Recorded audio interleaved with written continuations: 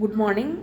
நம்ம இன்றைக்கி பார்க்கக்கூடிய டாபிக் வந்து க்யூயிங் மாடல் அதாவது க்யூ ஆர் வெயிட்டிங் லைன்.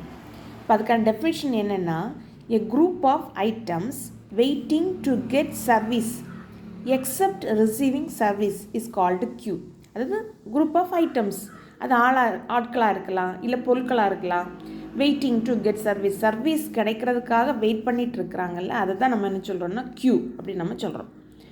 இப்போ வந்து ஃபார் எக்ஸாம்பிள் இதில் வந்து மெயின் வந்து கஸ்டமரும் சர்வரும் தான் இதில் மெயின் ரோல்.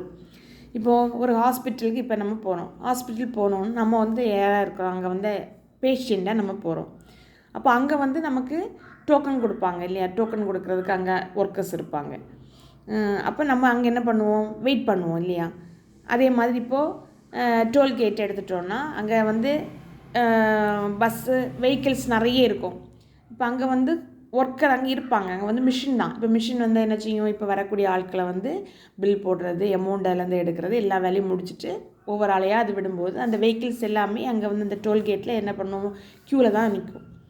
அதே மாதிரி இப்போ ரேஷன் கடைக்கு நம்ம போகணுன்னா அங்கேயும் அதே மாதிரி தான். ரேஷன் கடையில் நம்ம இப்போ போய் நம்ம நிறைய மக்கள் இருந்தாங்கன்னா நம்ம அங்கே க்யூவில் நின்று தான் என்ன பண்ணுவோம், அங்கே ஒர்க்கர்ஸ் வந்து நமக்கு ஒவ்வொரு இதுவும் முடிக்கிறத நம்ம அங்கே க்யூவில் தான் நிற்போம். ஸோ அப்போது க்யூனா என்னென்னா நம்பர் ஆஃப் ஐட்டம்ஸ். அதை இப்போது எக்ஸாம்பிள் டிவி எடுத்துப்போமே, நம்ம வீட்டில் ஒரு டிவி ரிப்பேர் ஆகிட்டு, அப்போ நம்ம என்ன பண்ணுவோம், டிவி ரிப்பேர் பார்க்குற கடையில் கொண்டு கொடுக்கும்போது அங்கே ஆல்ரெடி நமக்கு நிறைய டிவி ரிப்பேர் பார்த்துட்ருப்பாங்க. இப்போ அதுக்கு கூட இந்த டிவி என்னவாக இருக்கும், ஒரு க்யூவில் தான் நிற்கும். அதுக்கு அடுத்து தான் இதை பார்ப்பாங்க. அப்போது அதெல்லாம் சரி பண்ண போகிறதா நம்ம, அப்போ நமக்கு அந்த பொருள் அந்த இடத்துல டிவி வந்து எதாக இருக்குது, வெயிட் பண்ணி அந்த க்யூவில் இருக்குது. ஸோ அப்போது நமக்கு டிவி தான் கஸ்டமர். அப்போது க்யூ அப்படின்னு சொல்லும்போது குரூப் ஆஃப் ஐட்டம்ஸ், அது பொருளாக இருக்கலாம், இல்லை ஆட்களாக இருக்கலாம், வெயிட்டிங் டு கெட் சர்வீஸ் கிடைக்கிறதுக்காக வெயிட் பண்ணிகிட்டு இருக்குது. எக்ஸப்ட் ரிசீவிங் சர்வீஸ் நடந்துட்டு இருக்கிறத விட்டுட்டு ரிமைனிங் அந்த லைனில் க்யூவில் நிற்கிறத மட்டும் எடுக்கிறதானது க்யூ. இப்போது இதில் வந்து மெயின் ரோல் கஸ்டமர்ஸும் சர்வரும் தான் நமக்கு மெயின் ரோல். ஹாஸ்பிட்டல்னு சொல்லும்போது நான் என்ன சொன்னேன், பேஷியன்ட்டு. கஸ்டமர் வந்து யார், பேஷியன்ட்டு. சர்வர் வந்து யார், டாக்டர். அப்போ அதே மாதிரி டோல்கேட்டில் பார்த்தீங்கன்னா நம்ம கஸ்டமர் யாருன்னாக்கி வெஹிக்கிள்ஸ் தான் கஸ்டமர். இப்போ சர்வர் பார்த்திங்கன்னா வந்து நமக்கு அங்கே மிஷின் தான் எல்லாமே நமக்கு பண்ணும்.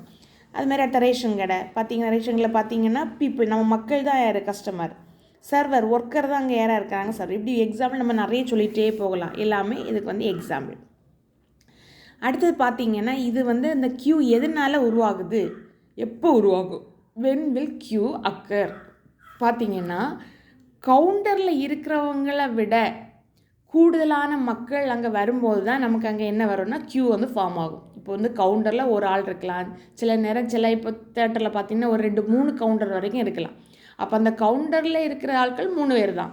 இப்போ அதை தாண்டி அங்கே வந்து மக்கள் நிறைய போக ஆரம்பித்தாங்கன்னா அங்கே நமக்கு என்ன ஏற்பட ஆரம்பிச்சிடும்னா க்யூ ஏற்பட ஆரம்பிச்சிடும். அப்போ வென் வில் அக்கர் க்யூ அப்படின்னு பார்த்தீங்கன்னா, க்யூ எப்போ இது ஆகும்னா டிமாண்ட் எக்ஸீட்ஸ் கெப்பாசிட்டி. அதாவது டிமாண்ட் எக்ஸீட் கெப்பாசிட்டி. அங்கே இருக்க கெப்பாசிட்டியை விட கூடுதலான மக்கள் அங்கே வரும்போது நமக்கு அங்கே என்ன ஆகுது, க்யூ வந்து ஃபார்ம் ஆகுது. அடுத்து பார்த்திங்கன்னா இந்த க்யூவில் வந்து நமக்கு மெயின் பார்ட் வந்து என்னென்னா அரைவல் சர்வீஸ். வர்றாங்க, சர்வீஸ் முடியுது, போகிறாங்க. அப்போது அரைவல் சர்வீஸ் தான் மெயின் பார்ட். அப்போ நம்ம அதுக்கு சிம்பிள் என்னென்னா நம்மளுடைய மேக்ஸ் இதில் lambda, mean arrival rate. Expected number of arrivals in a unit time. ஒரு குறிப்பிட்ட நேரத்தில் எவ்வளவு அரைவல்ஸ் வரும் அதுதான் நம்ம என்ன சொல்கிறோம்னா லாம்டா. மியூ அப்படின்னா mean service rate. Expected number of services completed in a unit time. அந்த ஒரு குறிப்பிட்ட நேரத்தில் எவ்வளவு சர்வீஸ் வந்து நமக்கு கம்ப்ளீட் ஆகுது அப்படிங்கிறத. இப்போ ஃபார் எக்ஸாம்பிள் இதுவுமே பாருங்களேன். இப்போ நான் வந்து தேட்டரே சொல்கிறேன். ஒரு தேட்டரில் வந்து ஒரு 1/2 hour அவங்க டிக்கெட் கொடுப்பாங்க, சரிதானா? இப்போ மார்னிங் வந்து ஒரு 10 to 10:30 அவங்க டிக்கெட் கொடுக்குறாங்கன்னு எடுத்துப்போமே. அப்போ இப்போ நம்ம அதில் எப்படி நம்ம லாம்டா கண்டுபிடிக்கிறதுனா, இப்போ ஃபஸ்ட்டு 10 minutes வந்து எவ்வளோ பீப்புள்ஸ் வராங்க, எவ்வளோ கஸ்டமர்ஸ் வராங்க. இப்போ அப்ராக்சிமேட்டாக இப்போ நம்ம வந்து ஒரு 100 எடுத்துப்போமா. அடுத்த 10 minutes எவ்வளோ பேர் வராங்க, ஒரு 150 எடுத்துப்போமா. திருப்பி அடுத்தது ஒரு 10 மினிட்ஸ், மொத்தம் 30 மினிட்ஸ். அதை நான் இப்போ அடுத்த 10 மினிட்ஸ் பார்க்குறேன். அடுத்த 10 மினிட்ஸுக்கு ஒரு 250 போட்டுவோமா? அப்போ இப்போ இவ்வளோ பேர் வந்திருக்காங்க. அப்போ இதில் நான் வந்து அரைவல் ரேட் எப்படி கண்டுபிடிக்கலான்னா, லாம்டா ஈக்குவல் டு ஃபஸ்ட்டு 10 மினிட்ஸுக்கு 100, அடுத்தது 150, அடுத்தது 250.